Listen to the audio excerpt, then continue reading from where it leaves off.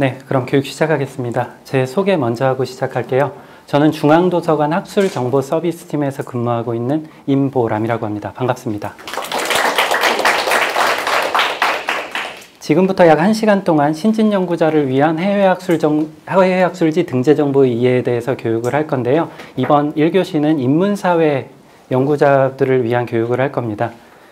오늘 교육 내용은 일단 들어가며 해서 여러분들이 이 등재 정보의 이해에 대해서 교육하기 전에 사전 지식으로서 인용색인 DB의 개념과 논문의 인용과 피인용 이런 것들을 간략하게 설명을 드린 다음에 두 번째로 SCIE, SSCI, ANHCI 등재 정보에 대해서 교육을 할 겁니다. 이 개념을 먼저 설명을 드리고요. 그리고 그 다음에 SCIE, SSCI, ANHCI 등재 저널을 확인하는 방법과 그 등재 저널에서 발표된 논문을 확인하는 방법을 함께 안내를 해 드릴 거고요. 그리고 이 SCIE, SSCI, ANHCI 등재 정보 DB를 바탕으로 만들어지는 JCR이라는 이 임팩트 팩터에 대해서 설명을 드릴 겁니다. 그리고 연구자분들께서 많이 여쭤보시는 내용 중에 하나인 JCR 임팩트 팩터 주제별 순위, 비율, 그리고 요즘 연구과제 평가할 때 조금씩 많이 사용이 되고 있는 mRNF 계산 방법에 대해서도 설명을 드릴 겁니다.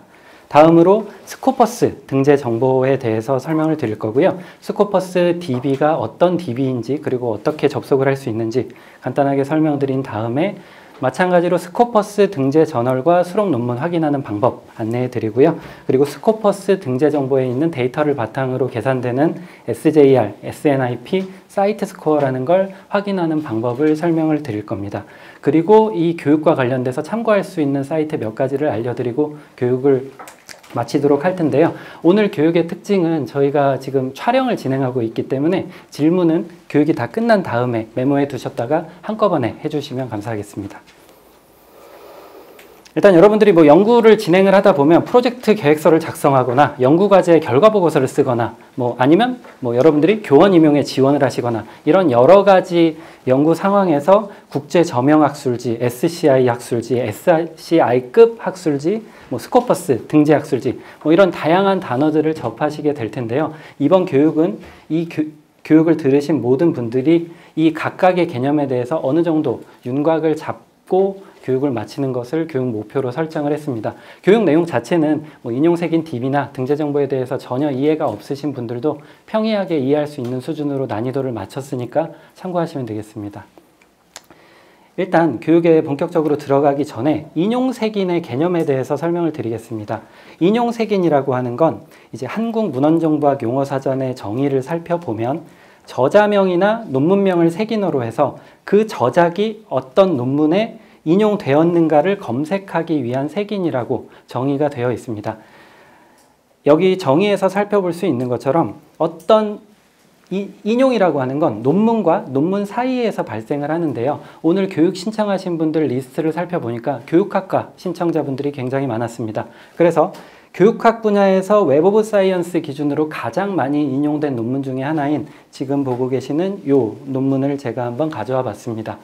웹 오브 사이언스 기준으로 1766회 정도 인용이 된 논문인데요. 이 논문은 참고문헌 리스트를 가지고 있겠죠. 이 논문이 인용을 하고 있는 논문들이 뭐 20편, 30편 이렇게 있을 겁니다. 그리고 이 논문이 인용하고 있는 이 논문들은 당연히 이 논문보다 이전에 연구된 논문이겠죠. 그리고 이 논문 이후로 제가 이 논문 같은 경우에는 웹 오브 사이언스 기준으로 1766번 인용이 됐다고 말씀을 드렸는데 이 논문이 인용이 된 이 연구 이후로 연구가 된 자료들이 1766편 정도 있겠죠. 지금 보고 계시는 이 화면처럼 인용이라는 건 이제 학술지 논문을 기준으로 봤을 때 논문과 논문 사이에서 발생을 합니다.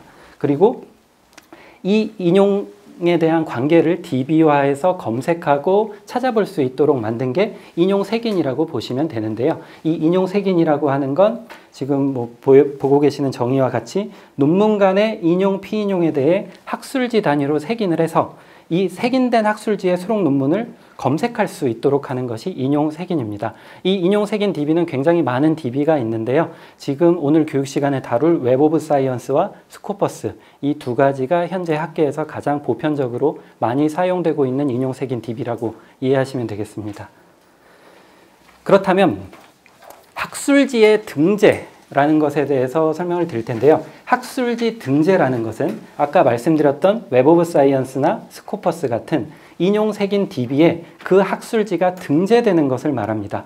그 학술지가 등재가 되면 그 학술지에 수록된 논문들이 그 DB, 웹 오브 사이언스면 웹 오브 사이언스, 스코퍼스면 스코퍼스에서 그 학술지에 발표된 논문들이 검색이 됩니다. 그리고 이 검색에서는 그 논문 서지 정보뿐만 아니라 인용색인 DB라는 그 이름처럼 인용과 피인용의 관계에 대해서도 함께 검색을 할 수가 있습니다. 그리고 거듭 말씀드리지만 학술지는, 그러니까 등재라는 것은 학술지 단위로 일어나기 때문에 지금 보고 계시는 Review of Educational Research라는 학술지가 있다고 했을 때 이 학술지가 SSCI나 ANHCI 등재가 될 경우에 이 SSCI, ANHCI 그리고 뭐 SCIE 이런 등재 학술지 수록 논문을 검색할 수 있는 인용색인 DB인 웹 오브 사이언스에서 이 학술지에 수록된 논문을 검색을 하실 수가 있습니다. 그리고 그 논문과 다른 논문들 간의 피인용 관계도 함께 기록을 할 수가 있죠. 그래서 여러분들이 인용이라는 건 논문과 논문 사이에서 발생을 하지만 이 논문과 논문 사이에서 발생하는 인용을 DB화해서 여러분들께 제공을 해드리는 DB가 인용색인 DB고 이 인용색인 DB는 학술지 단위로 등재가 되는 것이기 때문에 여러분들이 보고 계시는 이 학술지가 이 인용색인 DB에 등재가 된다면 그 이후부터 수록 논문을 검색할 수 있다고 이해하시면 되겠습니다. 근데 등재 시점에 따라서 수록 논문 검색 가능 연도가 달라질 수가 있는데요. 예를 들어 지금 보고 계시는 이 학술지가 뭐 2016년에 웹 오브 사이언스에 등재가 되었다고 가정을 한다면 보통 등재가 될 때 이 학술지에 몇 년도부터 몇 년도 논문부터 이 DB에 수록을 한다는 게 정해져 있습니다. 그래서 예를 들어 2016년에 등재가 된다면 14년부터 소급해서 인정을 해준다든지 아니면 15년부터 소급해서 인정을 해준다든지 그 시점은 이제 심사 과정이나 심사한 시기에 따라서 조금씩 달라질 수는 있는데요. 만약에 여러분들이 지금 보고 계시는 이 학술지에 어떤 논문을 발표를 했는데 그게 SCIE에 나중에 등재가 됐다면 그 시점에 따라서 여러분들의 논문이 등재 범위에 들어갈 수도 있고 들어가지 않을 수도 있습니다. 그래서 등재 시점에 따라서 달라질 수 있다는 건 알고 계셔야 되고요. 그럼 오늘 교육할 이 등재 정보라는 것의 대표적인 거 국내에서 한 3가지 정도만 설명을 드리겠습니다. 일단 가장 많이 통용이 되고 학계에서 가장 많이 인정하는 경향이 있는 SCIE, SSCI, ANHCI라는 등재 정보가 있습니다.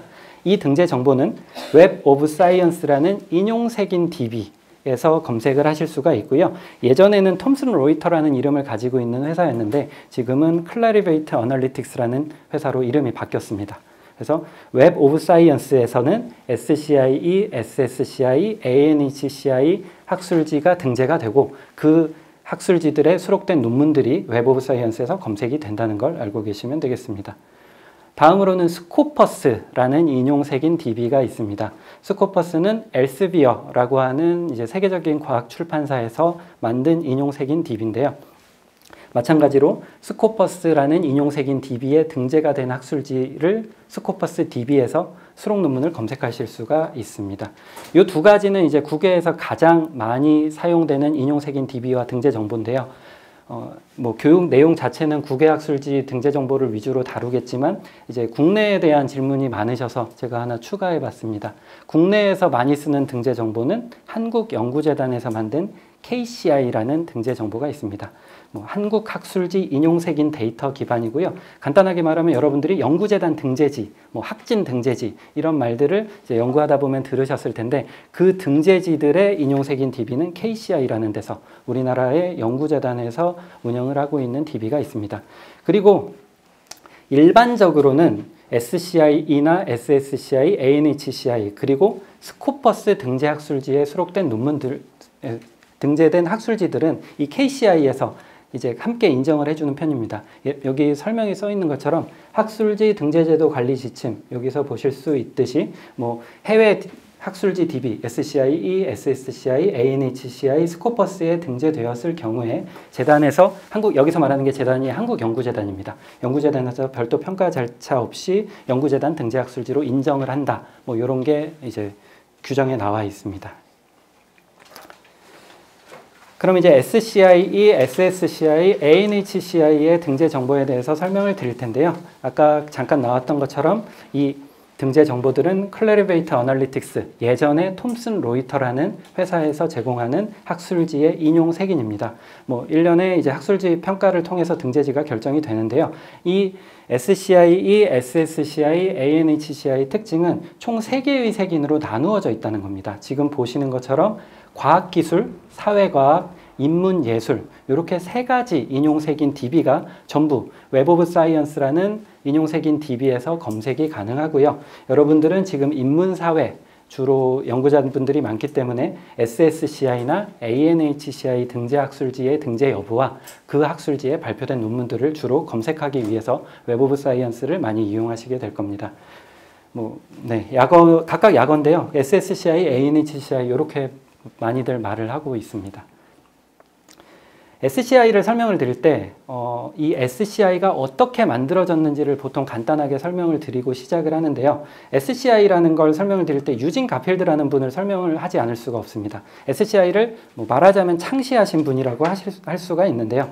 유진 가필드라는 사람은 이제 원래부터 문헌정보학이나 도서관학 전공을 하신 분은 아니었고 1949년에 이제 화학자가 되기 위해서 컬럼비아대 화학과 학부를 졸업을 하셨습니다. 학부를 졸업을 하시고 이분이 원래는 화학자가 되고 싶었기 때문에 에반스라는 화학 연구소에 취직을 합니다. 그래서 거기서 연구를 하는데 이제 실험을 하고 이런 화학 연구를 하다 보니까 폭발 사고가 한번 일어나서 이분이 좀 좌절을 한 일이 있었습니다. 그래서 이분이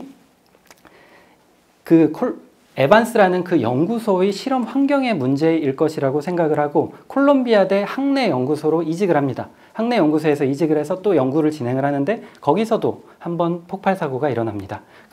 그래서 이제 이분이 나름 화학자가 되고 싶었던 분인데 2번이나 실험 과정에서 폭발 사고가 있었으니까 나름대로 좌절을 많이 하셨겠죠. 그래서 이분이 진로를 어떻게 해야 될지 고민을 하던 와중에 이제 그 존스 홉킨스 대학에서 하는 웰치 메디컬 인덱싱 프로젝트라는데 참여 연구원, 말하자면 아르바이트라고 생각하시면 됩니다. 어떤 도서관학과 교수님이 이 프로젝트를 소개를 해주셔서 여기에 참여 연구원으로 참여를 합니다. 이게 의학 최신 논문들을 인용색인을 이제 책으로 만드는 이런 프로젝트였는데요. 이 웰치 메디컬 인덱싱 프로젝트가 현재의 매들라인의 전신입니다. 바꿔 말하면 펀메드의 기본 데이터를 만들기 시작한 프로젝트라고 할 수가 있죠. 이 프로젝트에 참여를 하시면서 이분이 인용색인의 DB에 대해서 좀 관심을 가지시게 되고 여기서 영감을 받아서 콜롬비아대 문헌정보학과 석사로 입학을 합니다. 그리고 석사를 졸업하자마자 자신의 이름을 딴 유진 가필드 연구소라는 걸 설립을 했고요. 그리고 웰치 메디컬 인덱싱 프로젝트에 참여할 때 얻은 영감을 바탕으로 Citation Indexes for Science라는 논문을 석사 졸업한 지 1년 만에 사이언스지에 발표를 합니다. 이 논문이 결국은 과학기술 인용색인이나 사회과학 인용색인 SCI나 SSCI의 이제 태초가 되는 논문인데요. 이 논문이 처음에 발표가 됐을 때는 그렇게 학계에서 각광을 받았던 논문은 아닙니다. 근데 1957년에 교육 전공하시는 분들은 다들 아실 만한 사건이 있었습니다. 소련이 스푸트니크 발사를 미국보다 먼저 발사 성공을 하죠. 이 발사 성공을 해서 스푸트니크 쇼크라고 해서 미국의 교육 과학계에 지대한 영향을 미치는 사건이 하나 있었습니다. 이 사건 이후로 소련이 그 당시 한창 냉전 이후로 소련과 미국이 한창 경쟁을 하고 있던 시기인데 소련이 먼저 이제 우주에 스푸트니크를 쐈기 때문에 미국에서는 과학기술계와 교육계를 개혁하기 위해서 여러 가지 운동들을 합니다. 그리고 정부에서는 과학기술계에 그동안 넣지 않았던 돈들을 추가로 더 투입을 하게 되고 당연히 연구비가 올라가니까 논문이 많이 발표되기 시작했고요. 논문이 많이 나오니까 그동안 있었던 학술지로는 이 논문들을 전부 받아들일 수가 없었습니다. 그래서 학술지 역시 늘어나게 됐죠. 학술지가 이렇게 늘어나니까 이제 그 당시에 도서관 사서들이 어떤 학술지를 우리 대학에서 구독할지를 결정할 때 어떤 학술지가 더 우수한 학술지를 판단할 기준이 필요했고요. 그 기준이 필요한 걸 이제 유진 가필드 이분이 체크를 하셔서 과학정보연구소라는 이제 유진 가필드 연구소를 과학정보연구소라는 연구소로 이름을 바꾼 다음에 SCIE를 발표를 합니다. 과학기술 인용색인을 발표를 하고 그 다음에는 73년쯤에는 사회과학 인용색인, 78년에는 인문예술 인용색인을 발표를 합니다. 그래서 도서관 사서들에게 어떤 학술지를 구독하는 것이 더 좋을지에 대한 판단을 돕기 위해서 이 인용색인들이 발표가 되기 시작했고요. 지금은 이게 과학정보연구소 ISI 연구소가 점점 더 커져서 92년도에는 세계 굴지의 대기업인 톰슨 로이터에 인수가 됐고, 그 다음에 작년 10월에는 톰슨 로이터의 이 인용색인 담당하는 부서가 어떤 사모펀드에서 인수를 해서 클라리베트 어널리틱스라는 별도의 회사로 새로 만들었습니다. 그래서 지금 SCI, SSCI, ANHCI 이제 등재학술지를 관장하는 회사는 클라리베이트 어널리틱스라는 어떤 회사고요. 보시면 61년도에 SCI가 처음 발표됐으니까 뭐 지금까지 한 5, 60년 이 정도 지났는데요. 그 5, 60년이 지난 다음 학계에 어떤 영향을 미치고 있는지 보여드릴 텐데요. 일단 대학원생들이 가장 많습니다. 이 교육 들어오신 분들은. 대학원생들은 졸업이 가장 하고 싶겠죠. 대학원 학칙에 보면 학위의 수요 및 종별 29조 1항에 이제 보면 박사학위 과정의 경우에는 논문 내 학술지 게재를 학위 수요 요건으로 할 수 있으며 이에 대한 세부 사항은 따로 정한다. 이렇게 되어 있는데요. 바꿔 말하면 학과별로 어떤 학술지에 논문을 발표하면 졸업 요건으로 인정을 해주겠다는 뜻입니다. 뭐 제가 모든 예시를 뽑아볼 수는 없었지만 사회복지학 대학원에서는 여기 보시는 것처럼 한국연구재단 등재 후보지 이상의 국내외 학술지에 주저자 또는 공저자로 출간된 논문을 3편 이상 발표를 해야 졸업 요건에 해당이 된다고 안내를 하고 있습니다. 그리고 3편 중에 최소 1편 이상은 주저자, 즉 일저자나 교신 저자로 발표를 해야 된다는 내용이 있고요. 행정학과에서는 박사 졸업을 위해서는 등재지는 공저 1편, 등재 후보지인 경우에는 단독 1편 또는 공저 2편의 연구 업적을 요구한다고 되어 있습니다. 바꿔 말하면 졸업을 하기 위해서는 등재지 이상의 학술지에 논문을 발표를 해야 된다는 말이죠. 뭐 이런 식으로 여러분들의 전공이나 대학원에 따라서 졸업 요건이 정해져 있을 수가 있습니다. 그리고 졸업을 하실 무렵이나 졸업을 한 다음에는 여러분들이 여러 가지 연구 과제나 사업에 지원을 하시게 되겠죠. 지금 제가 예시로 보여드리는 거는 한국연구재단의 인문사회 분야 학술 지원 사업 중에 신진연구자 지원 사업 이제 신청 요강을 캡처를 했는데요. 뭐 여러 가지 내용들이 있지만 이 사업에 신청을 할 수 있는 자격 조건 부분을 자세히 살펴보시면 연구재단 등재 또는 등재 후보 학술지 또는 SCI, ANHCI, SSCI, 스코퍼스 등재에 게재된 논문 1편을 업적 1편으로 보고 이걸 최근 5년 동안 3편 이상 발표를 해야만 이 사업에 지원을 할 수 있다는 게 명시가 되어 있습니다. 지금 제가 뭐 신진연구자 사업 안에 뭐 여러 가지가 있습니다. 박사 후 국내 연수, 박사 후 국외 연수, 뭐 학술 연구 교수 여러 가지 이제 사업 세부 사업들이 있는데요. 그 중에 뭐 박사 후 국내 연수나 이제 대표적인 것들만 캡처를 해봤고요. 그리고 사업에 만약에 선정이 되시면 나중에 결과 발표를 하시겠죠. 학술활동 결과물을 제출을 하셔야 됩니다. 만약에 지금 이 사업에 지원을 해서 선정이 되시고 2년을 지원을 받으셨다면 이 게재 논문들을 2편 이상 제출해야 된다는 것을 아실 수가 있습니다. 뭐 사업 지원할 때나 사업 결과 보고할 때도 쓰이고요. 당연히 교원 임용할 때도 이 등재 정보가 쓰입니다. 지금 보시는 신규 임용 지침은 인천에 있는 아이국립대학교의 전임교원 신규 임용 지침인데요. 뭐 보시는 것처럼 이공 계열과 인문사회 계열을 나눠서 SCI, SCI 최우수, 우수, 보통 뭐 이렇게 등급을 나눠서 평가를 하고 있는 것을 아실 수가 있는데요. 이 아래쪽에 써 있는 것처럼 이 등급이라는 건 JCR 임팩트 팩터의 주제별 순위 비율 이런 것들을 가지고 주로 결정이 됩니다. 그래서 JCR 임팩트 팩터 순위는 이따가 뒤에서 확인하는 방법을 자세히 안내를 해드릴 거고요. 그리고 지금 보고 계시는 건 서울과 수원의 캠퍼스가 있는 S대학교의 전임교원 신규 초빙 요강을 제가 캡처를 해봤는데요. 보시는 것처럼 국제전문학술지 환산율을 뭐 인문사회계에는 2배, 뭐 이공계 의학계에서는 1.5배 이런 식으로 산식이 대학별로 있다는 것을 아실 수가 있습니다. 그리고 이제 교원 임용이 되고 끝이 아니죠. 교수님들은 계속 재임용 평가를 받으십니다. 지금 보고 계시는 건 서대문구에 있는 이 여대의 교원 종합평가에 관한 세칙에서 캡처를 해봤는데요. 다 이거 인터넷에 공개된 자료입니다. 등급이 엄청나게 세분화가 되어 있습니다. 세분화가 되어 있는데 뭐 다른 것들은 실제로 교수님들한테 해당하는 내용들이고 이 오른쪽에 보면은 ANHCI, 다른 거는 SCI, SSCI, SCIE는 뭐 분야별 임팩트 팩터 기준 상위 몇 퍼센트 이런 식으로 비율이 써 있는데 이 오른쪽에는 ANHCI의 경우에는 SJR의 Q1, Q2, Q3 이렇게 설명이 되어 있는 것을 알 수가 있습니다. 왜 SJR을 ANHCI 등재학술지 발표 논문의 경우에는 SJR이라는 걸 쓰냐면 뒤에 또 나올 텐데 ANHCI는 JCR 임팩트 팩터가 없기 때문입니다. 이건 뒤에서 다시 한번 설명드릴게요.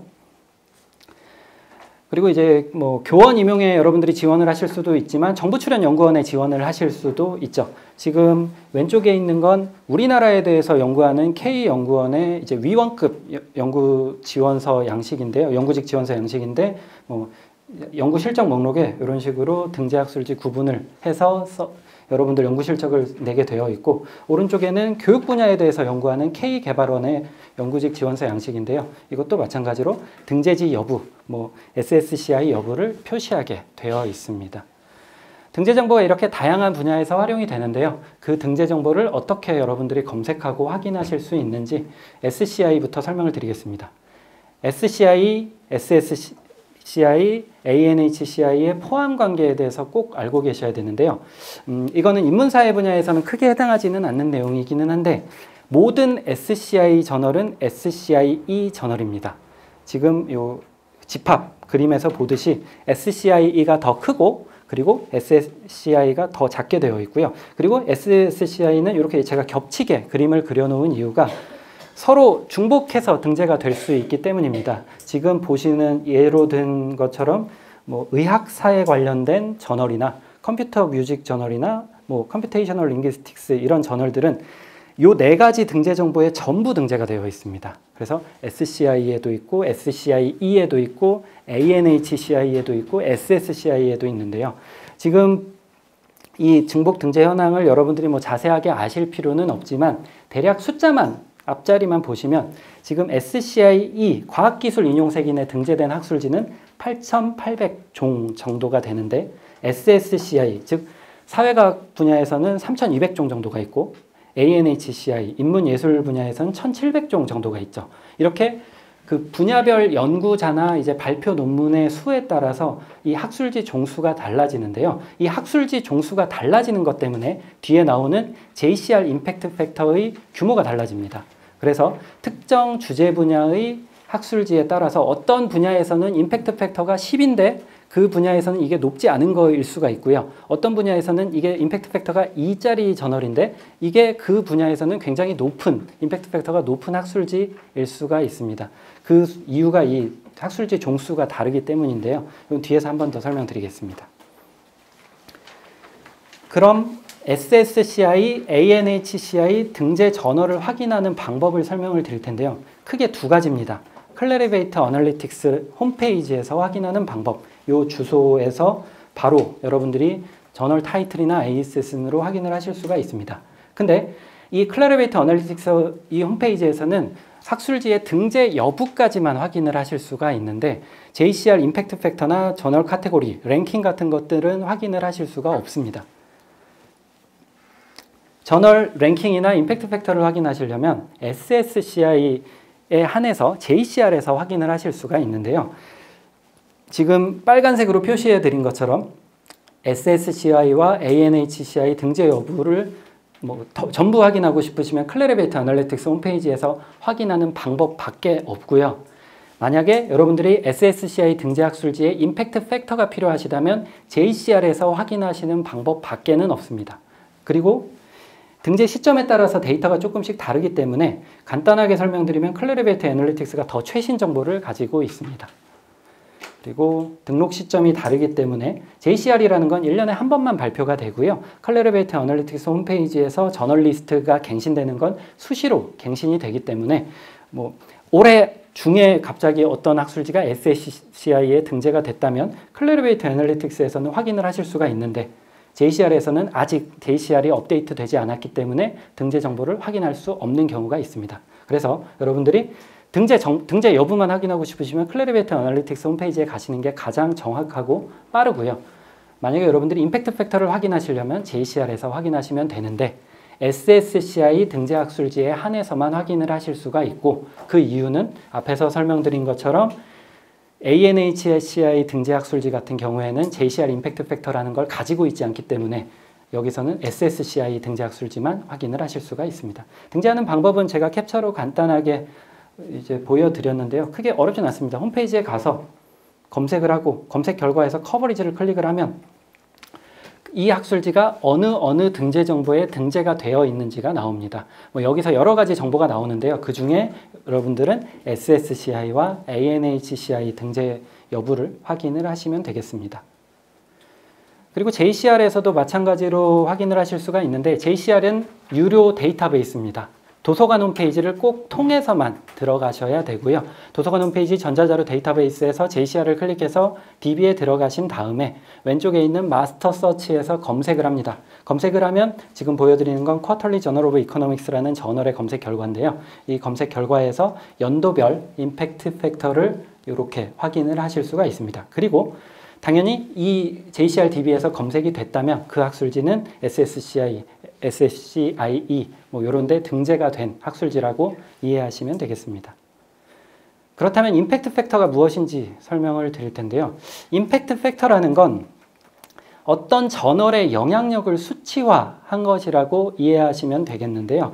이 임팩트 팩터라는 건 지금 산식이 이렇게 나와 있는데요. 이 임팩트 팩터는 최근 2년 동안 나온 논문의 당해 연도의 인용 횟수를 평균을 낸 것이라고 이해하시면 됩니다. 여러분들이 어떤 저널에 에디터를 맡게 되시거나 아니면 편집 간사, 이런 사무국, 이런 업무를 맡지 않는 한 이 산식에 대해서 여러분들이 외우실 필요는 없는데요. 여러분들이 다만 아셔야 될 건 저널의 영향력을 수치화한 것이고 그 논문의 영향력을 말하는 것이 아니라는 걸 꼭 알고 계셔야 됩니다. 그리고 지금 산식은 제가 간단하게 예시로 보여드리는데, 어떤 저널의 2016년 임팩트 팩터는 그 학술지가 2014년에 논문이 15편 나왔고 2015년에 27편 나왔는데 2016년에 인용된 횟수가 각각 9, 18이라면 이렇게 계산을 해서 임팩트 팩터가 0.628 이렇게 계산이 된다는 것을 아실 수가 있습니다. 그리고 이렇게 지금 보면 인용 횟수라는 걸 1년치를 전부 계산을 해야 되기 때문에 이 임팩트 팩터가 1년에 한 번밖에 발표가 되지 않는 것입니다. 그리고 이 임팩트 팩터는 뒤에 또 나오겠지만 1년에 한 번, 매년 6월에서 7월 정도에 업데이트가 됩니다. 네, 즉시 업데이트가 되지 않아서 여러분들이 2016년에 논문을 썼는데 2013년, 14년에 그 저널에서 발표된 논문들의 평균 인용 횟수로 여러분들의 논문을 평가받으시게 될 수도 있습니다. 그리고 한 네 번째 나오죠. ANHCI 등재 학술지는 분야 특성상 임팩트 팩터를 계산하지 않습니다. 그럼 임팩트 팩터를 어디서 확인할 수 있는지에 대한 답변인데요. 임팩트 팩터는 오로지 JCR이라는 데이터베이스에서만 확인하실 수가 있습니다. 그리고 2017년 10월 현재 가장 최신의 JCR은 2016 에디션입니다. 이게 올해 2017년 6월 정도에 업데이트가 된 내용이고요. 그리고 이 등재 저널의 SSCI 등재 저널의 임팩트 팩터와 인용 반감기 이런 수치들을 확인하실 수가 있는데요. 지금 보시는 것처럼 주제 분야 그리고 주제 분야별 임팩트 팩터의 순위 그리고 비율 이런 것들을 확인하실 수가 있습니다. 아까 교원 임용 지침이나 이런 데 볼 때 JCR 임팩트 팩터 상위 몇 퍼센트 이렇게 나온 거 아까 보셨을 텐데요. 그 상위 몇 퍼센트가 이런 저널 랭크인 카테고리 이런 정보들을 참고하시면 됩니다. 뒤에 또 화면으로 보여드리겠습니다. 그리고 수학 분야에서 많이 쓰는 팩터나 아티클 자체의 영향력 지수 이런 것들도 있는데요. 여러분들은 이제 인문사회 분야 연구자들이기 때문에 주로는 JCR 임팩트 팩터와 뒤에서 나올 스코퍼스 SJR이라는 걸 가장 많이 쓰시게 될 겁니다. JCR 임팩트 팩터를 학술지별로 검색을 하면 이런 화면이 나옵니다. 지금 왼쪽에 있는 건 경제학 분야에서 많이 보는 학술지 중에 하나인 쿼터리 저널 오브 이코노믹스라는 저널의 임팩트 팩터를 제가 캡처를 한 건데요. 보시는 것처럼 연도별로 이 학술지 같은 경우에는 2015년 에디션에서는 임팩트 팩터가 5.538이었는데 뭐 2016년에는 6.661로 이렇게 올랐죠. 그리고 이 오른쪽에 있는 이 학술지 같은 경우에는 2014년에 임팩트 팩터가 21.965였던 반면에 2016년 에디션에서는 15.4 정도로 오히려 내려간 것을 알 수가 있습니다. 이렇게 여러분들이 임팩트 팩터라는 걸 확인을 해보시다 보면 그 해에 그 저널에 어떤 논문이 발표가 됐느냐에 따라서 임팩트 팩터가 오를 수도 있고 떨어질 수도 있습니다. 그렇기 때문에 여러분들이 평가를 받는 시점에 따라서 여러분들이 뭐 논문을 2016년에 쓰신 논문인데 임팩트 팩터를 가지고 계산을 하다 보니까 뭐 2017년 올해 6월에 나온 이제 2016 에디션 임팩트 팩터로 평가를 받게 돼서 그 평가 자체가 좀 불리해질 수도 있고 유리해질 수도 있는데요. 이런 상황들을 평가하는 연구재단이나 이제 대학의 교무처 이런 부서에서 알고 있기 때문에 뭐 그 부서마다 보통 규정이 있습니다. 그 서대문구에 있는 이 여대 같은 경우에는 최근 3년 임팩트 팩터 중에 뭐 유리한 걸 적용한다. 뭐 이런 식으로 되어 있는 뭐 경우도 있고요. 뭐 어떤 데에서는 최근 5년 걸 가지고 평가를 하기도 하고 뭐 그건 다양합니다. 어쨌건 여러분들이 알고 계셔야 될 건 JCR 임팩트 팩터라는 건 연도별로 달라질 수가 있다는 걸 꼭 알고 계셔야 되고요. JCR 임팩트 팩터는 매년 6월에서 7월 정도에 업데이트가 됩니다. 지금은 2016 에디션이 올해 7월에 6, 7월에 업데이트된 게 가장 최신이기 때문에 여기에 2016 이렇게 뜨는데요. 내년 6, 7월 그러니까 2018년 6, 7월에 다시 검색을 해보시면 그때 업데이트가 되었다면 여기에 2017이라는 그 로우가 한 줄 더 생길 겁니다. 그러면은 이제 임팩트 팩터에 대해서 설명을 드리면 많이 여쭤보시는 질문이 임팩트 팩터가 몇 이상이어야 좋은 저널인지를 여쭤보시는데요. 그건 저널 내 논문의 인용 수를 가지고 영향력을 수치화한 것이기 때문에 절대적인 평가 기준이라고 말하기는 어렵습니다. 그리고 인용 횟수를 기준으로 계산되는 지표이기 때문에 분야별 평균 임팩트 팩터가 굉장히 다릅니다. 지금 보시는 것처럼 경제학 분야에서는 평균 임팩트 팩터가 1.283인데 역사학 분야에서는 평균 임팩트 팩터가 0.358이고요. 각각 주제 분야별 랭킹 10위의 저널의 임팩트 팩터를 보면 경제학 분야에서는 3.605 그리고 뭐 교육학 분야에서는 2.463 어떤 심리학 분야에서는 5.938 역사학 분야에서는 0.7 이런 식으로 분야별 평균 임팩트 팩터가 굉장히 달라집니다. 그리고 이렇게 분야별 평균 임팩트 팩터가 달라지는 이유는 그 분야의 연구자들이 얼마나 많느냐 그리고 그 분야에서 논문이 얼마나 자주 얼마나 많이 나오느냐에 따라서 이 평균 임팩트 팩터가 달라지기 때문에 절대적으로 이 임팩트 팩터가 뭐 5 이상이면 무조건 좋은 저널입니다. 이렇게 말씀드릴 수는 없습니다. 그리고 뭐 학계에서도 이런 상황들을 다 알고 있기 때문에 그 분야별로 우리 분야에서는 이 정도면 어느 정도 좋은 학술지라고 볼 수 있다. 이런 기준들이 있습니다. 그리고 그 기준들은 뒤에서 설명드릴 주제별 임팩트 팩터 순위나 비율을 가지고 보통 많이 계산을 하는 편이고요. 그리고 여러 번 나오지만 ANHCI 등재지는 분야 특성상 임팩트 팩터를 계산하지 않고요. 다만 스코퍼스 데이터 기반인 SJR이라는 건 계산을 할 수가 있습니다. 이 SJR이라는 건 뒤에 스코퍼스 DB 설명에서 한 번 더 설명드리겠습니다. 그럼 특정 저널의 순위, 비율, JCR 임팩트 팩터 상위 몇 % 이런 걸 확인하는 방법을 알려드릴 텐데요. JCR에서 JCR DB에 접속하신 다음에 여러분들이 찾고자 하는 저널을 검색한 다음 하단에 보면 여러 가지 소스 데이터, 랭크 뭐 여러 가지 탭들이 나오는데 그 중에 랭크를 클릭을 해보시면 이렇게 그 저널이 속한 주제 분야가 보통은 여러 개입니다. 지금 이 보여드리는 학술지 같은 경우에는 저널 오브 매니지먼트라는 학술지를 예시로 가져와 봤는데요. 이 학술지는 뭐 비즈니스, 매니지먼트 이런 여러 가지 카테고리에 소속이 되어 있고요. 총 3개 분야, 비즈니스, 사이콜로지, 어플라이드, 매니지먼트 이렇게 3개에 속해 있는데 보시면 그 분야의 학술지 종수에 따라서 어디 분야에서는 상위 1.6%, 어디 분야에선 상위 1.25%, 어디 분야에선 상위 1.54% 이렇게 달라지는 것을 아실 수가 있습니다. 그리고 역시나 만약에 이 JCR 임팩트 팩터로 여러분들의 연구 성과를 평가하는 부서라면 이런 상황들을 알고 있기 때문에 뭐 보통은 가장 뭐 유리한, 즉 지금 이 학술지 같은 경우에는 요 1.25%인 요 학술지로 뭐 평가 결과를 제출해라, 이런 지침이 나와 있습니다. 그래서 여러분들이 주제 분야별 특정 저널의 임팩트 팩터 순위와 비율을 확인하시려면 JCR-DB에서 그 저널을 검색하신 다음에 하단에 있는 랭크 탭을 통해서 각각 순위를, 그리고 백분율 계산할 줄 아시죠?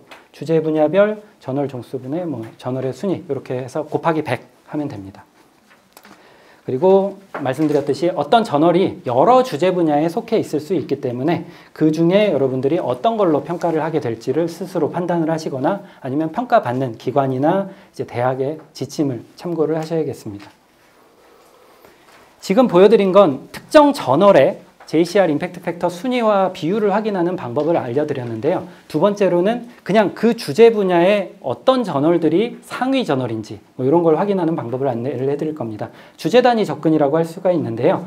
JCR-DB에 접속하신 다음에 Categories by Rank라는 걸 클릭을 하면 이 JCR에 속한 주제, 즉 카테고리들이 쭉 나옵니다. 그리고 카테고리들이 쭉 나오는데 그 중에 예를 들어 교육학 분야의 224종 저널의 임팩트 팩터 순위 리스트를 보시려면 이 오른쪽에 있는 이 저널 종수를 클릭을 하면 이런 식으로 해당 주제 저널의 임팩트 팩터 순위별 목록을 확인하실 수가 있습니다. 그리고 그 주제 분야가 어떤 주제의 학술지들을 포함하고 있는지를 보시려면 말하자면 스콥, 범위죠. 이 주제명을 클릭을 하면 뭐 이 Education and Educational Research는 이러한 주제 분야를 다루고 있다. 이러한 주제 분야의 학술지를 포함하고 있다는 내용을 확인을 하실 수가 있습니다. 그리고 임팩트 팩터만을 가지고 평가를 하자니 주제 분야별로 평균 임팩트 팩터나 이제 그 수치가 각각 다르기 때문에 요즘 연구재단이나 뭐 국가기관에서 임팩트 팩터를 가지고 평가를 하기보다는 mRNIF라고 해서 뭐 표준화된 순위 보정 영향력 지수를 연구 과제 평가할 때 제출하라고 하는 경우가 있습니다. 아직 인문사회 분야에서는 그렇게 많지는 않은 것 같은데요. 과학기술 분야에서는 2007년도에 이 수치가 발표된 이후로 거의 보편화가 되고 있는 추세고요. 뭐 이 수치는 여러분들이 뭐 이 수치를 다 이해하실 필요는 없고 가장 예를 들어 뭐 경영학 분야의 학술지가 1부터 100까지 있다고 했을 때 그 가장 낮은 학술지를 0으로 보고 가장 높은 학술지를 100으로 봅니다. 그래서 그걸 계산한 지표가 이 mRNIF라고 할 수가 있고요. 계산하는 산식은 대략 이렇게 되어 있습니다. 예를 들어 간호학 분야의 어떤 학술지인 Nursing Science Quarterly라는 걸 가지고 계산을 해보면 이 학술지는 JCR 2016년 에디션을 기준으로 널싱 분야의 114종 중에 102위에 해당이 되기 때문에 10.612 이렇게 계산이 된다는 것을 아실 수가 있습니다. 그리고 이게 100에 가까울수록 그 분야에서 인용이 평균적으로 많이 되고 있는 논문들을 발표하는 학술지라는 걸 알 수가 있습니다. 그리고 임팩트 팩터 리스트 아까 검색하는 방법 안내해드렸는데 그걸 엑셀로 매번 들어가서 검색하지 않고 엑셀로 저장하고 싶으시다면 JCR-DB에서 검색 결과 오른쪽 위에 보면 다운로드 모양 아이콘이 있습니다. 다운로드 모양 아이콘 누르시고 PDF, CSV, 엑셀 필요하신 파일 형식으로 저장을 하실 수가 있습니다. 그래서 지금 보고 있는 화면에 엑셀 파일이 이렇게 저장이 됩니다. 그 다음에 JCR 업데이트는 뭐 여러 번 말씀드리지만 연간 1회, 6월에서 7월 정도에 업데이트가 되고요. 보통 대학이나 평가기관에서 임팩트 팩터를 가지고 여러분들의 연구 성과를 평가를 한다면 JCR이라는 게 1년에 한 번 업데이트 된다는 사실을 다 알고 있습니다. 그렇기 때문에 뭐 논문의 임팩트 팩터는 몇 년도를 기준으로 제시를 해라 이런 것들이 명시가 되어 있습니다. 지금 보고 계시는 건 BK21 플러스에서 제가 뭐 연구 결과 평가 여기서 제가 캡처를 해봤는데요. 뭐 논문의 인정 여부는 JCR 기준을 따름, 그리고 ANHCI 등재 저널의 경우에는 임팩트 팩터가 없으므로 0으로 산정을 해라. 뭐 이렇게 안내가 된다는 것을 아실 수가 있습니다.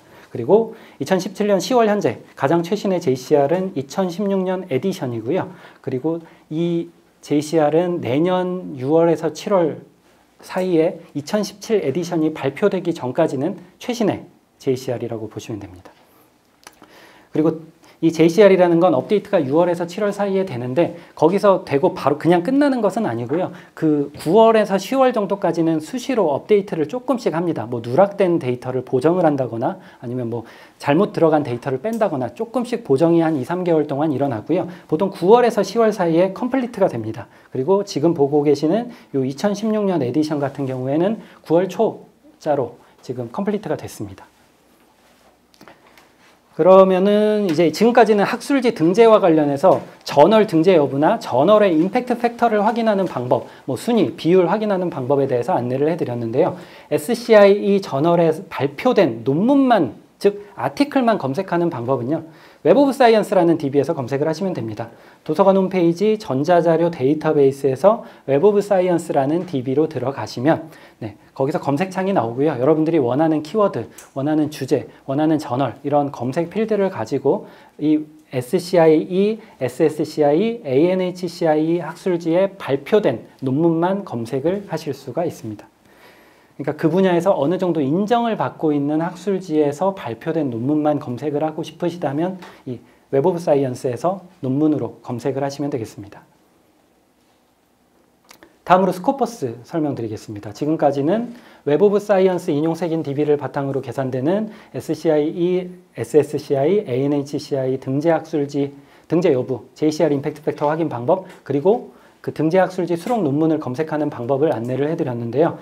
스코퍼스 등재 학술지 등재 여부와 수록 논문을 검색할 수 있는 스코퍼스라는 DB가 있습니다. 뭐 대략 이런 뜻인데요.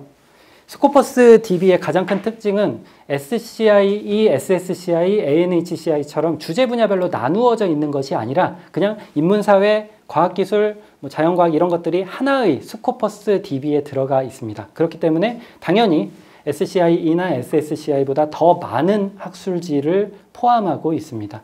2016년 기준으로 뭐 수만 종의 21,500종의 저널이 스코퍼스 등재지로 이제 들어가 있고요. 스코퍼스 DB라는 데서 검색을 하실 수가 있는데 이 스코퍼스 DB는 2017년 1학기부로 기관 구독이라는 게 중단이 됐기 때문에 여러분들이 이용할 수 있는 방법이 조금 기관 구독 이용자들과 다릅니다. 리스 개인 회원을 가입을 하시고 그 서비스 이용 구분에서 소속기관 이용자로 여러분들 개인정보를 설정을 합니다. 그 다음에 소속기관 도서관에 이화여자대학교 도서관으로 설정을 하고 뭐 소속학과 학번을 입력을 하면 그 다음에 여러분들이 도서관 홈페이지에 있는 스코퍼스 URL을 통해서 들어가면 이제 리스 로그인을 하라고 뜨고요. 리스 로그인 하신 다음에 스코퍼스를 클릭하셔서 이용을 하실 수가 있는데 이게 기관 구독이 아니라 국가 라이센스라는 걸로 이제 서비스를 하고 있는 거기 때문에 제한이 좀 있습니다. 오후 4시부터 오전 9시까지 이용할 수가 있고요. 뭐 간단하게 말하면 스코퍼스를 기관 구독할 수 없는 어려운 대학들을 위해서 이제 나라에서 뭐 4시부터 오전 9시까지는 국가에서 교육부에서 예산을 지원해서 이렇게 서비스를 하고 있는 DB라고 이해하시면 되겠습니다. 네, 그래서 절차를 그림으로 설명드리면 리스 개인 회원 가입하시고 개인 정보에서 자료 신청 권한 설정을 이렇게 입력을 하시고 그 다음에 오후 4시 한국 시간 기준으로 오후 4시 이후부터 그 다음날 오전 9시까지 검색하실 수가 있고요.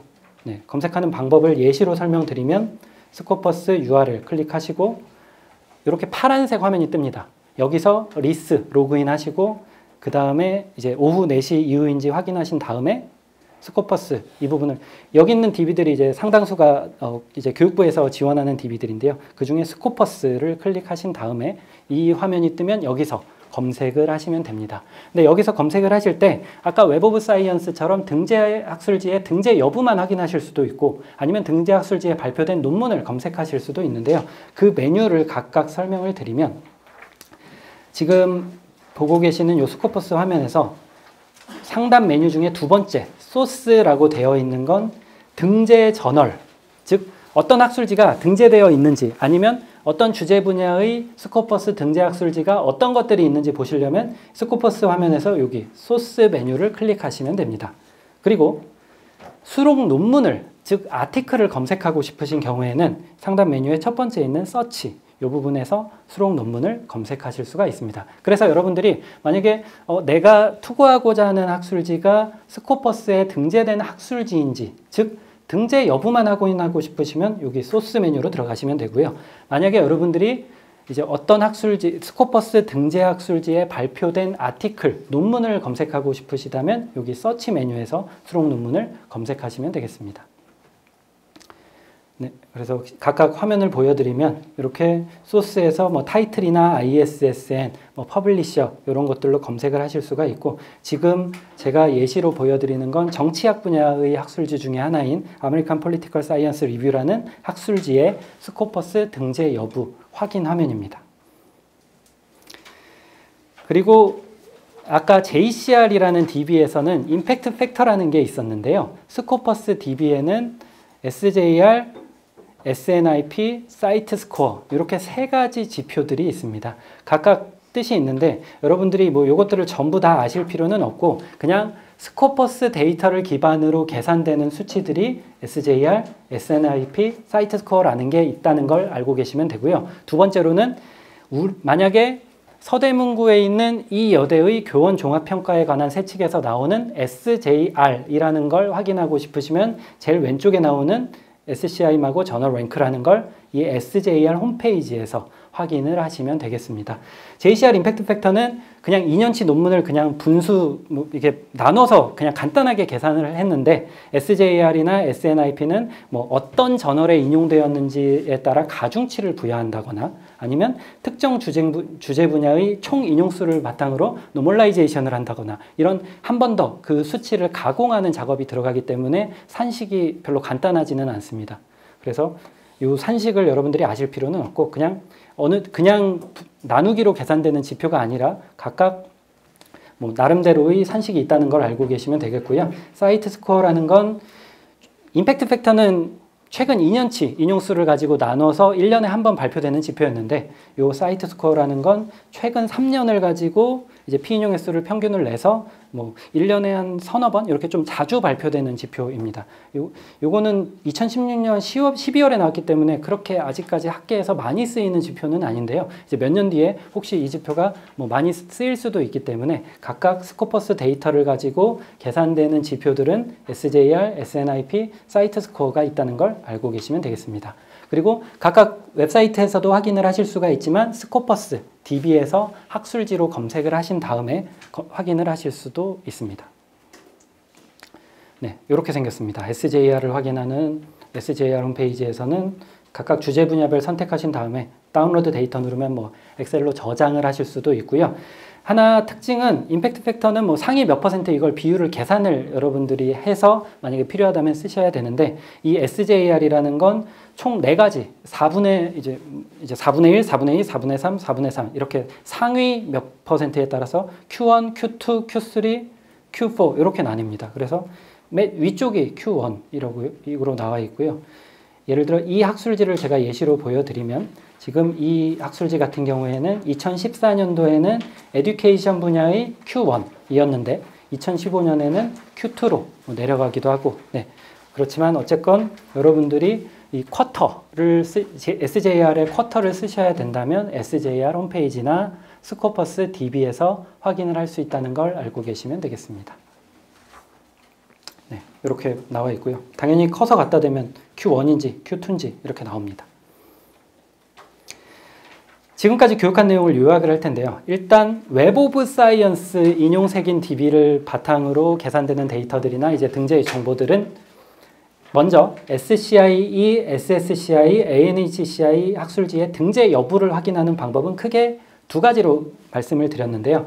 컬러레베이터 어널리틱스 홈페이지에서 더 최신의 데이터를 ANHCI 등재 여부를 포함해서 확인을 할 수 있다고 말씀을 드렸고요. JCR DB에서는 이제 SSCI 등재 학술지만 확인할 수가 있고 1년에 한 번만 업데이트가 되기 때문에 최신의 정보를 확인할 수 없다는 한계가 있다고 설명을 드렸습니다.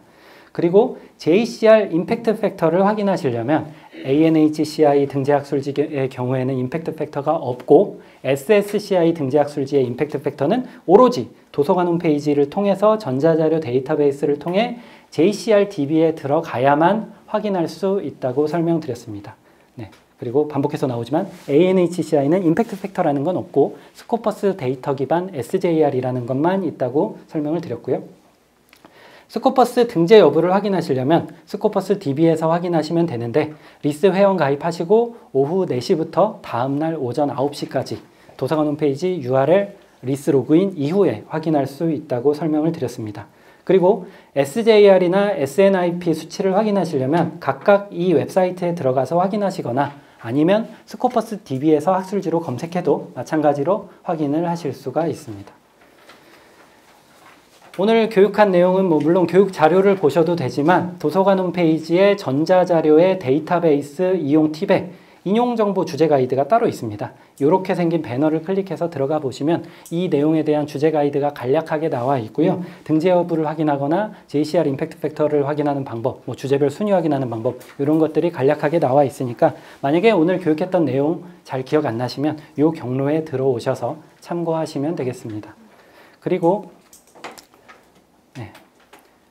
해외 학술지 등재 정보의 이해에 대한 교육이긴 하지만 석사분들이 굉장히 많더라고요. 만약에 석사분들께서 한국연구재단 등재지 리스트를 확인하고 싶으시다면 한국연구재단 홈페이지에 들어오셔서 사업 안내 등재 학술지 목록에 들어가시면 연도별 등재 현황 쭉 나오고요. 그 맨 아래쪽에 엑셀로 이 리스트를 확인을 하실 수가 있습니다.